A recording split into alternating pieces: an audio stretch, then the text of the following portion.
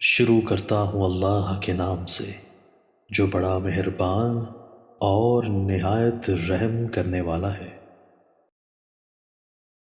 حضرت ابو ہریرہ رضی اللہ عنہ نے بیان کیا کہ نبی کریم صلی اللہ علیہ وآلہ وسلم نے فرمایا، 3 آدمی ایسے ہیں جن سے اللہ تعالیٰ قیامت کے دن بات نہیں کرے گا اور نہ ان کی طرف رحمت سے دیکھے گا۔ ایک وہ جس نے کسی سامان کے متعلق قسم کھائی کہ اسے اس نے اتنے میں خریدا ہے حالانکہ وہ جھوٹا ہے۔ دوسرا وہ شخص جس نے عصر کے بعد جھوٹی قسم اس لیے کھائی کہ کسی مسلمان کا مال ناحق مار لے۔